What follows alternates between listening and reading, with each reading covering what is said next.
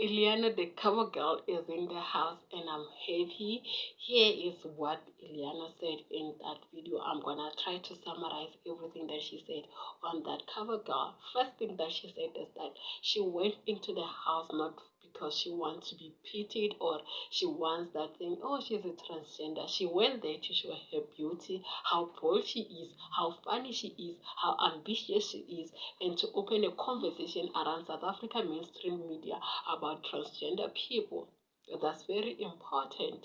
When asked about what her ambitions going forward, is that she wants to venture into radio, into acting, into presenting, and also build a big makeup brand or beauty brand as a makeup artist, growing from that, and actually be an entrepreneur in the beauty space. And that's a good thing because when you look at Ileana, you remember that as people, we tend to judge people we don't know because it's easier to say, I have a transgender friend, I have a gay friend, lesbian friend, I cannot be homophobic.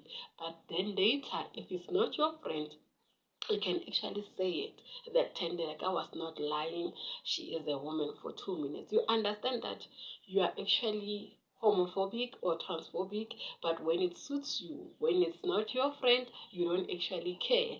Ileana coming into a mainstream media and saying that you're gonna talk about this, we're gonna resolve it now, whether you like it or not, it's very important for every one of us to check ourselves.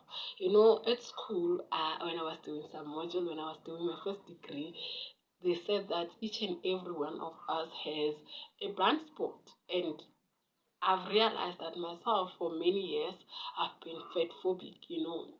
Not because I fear being fat, but whenever I see a person who's heavy boned, I will, I don't know, man, I will just have some emotions and I don't know where they come from. And after that, I've tried to deal with it. I always say, oh, nah, I'm not a racist, I'm not a what, I'm not a what.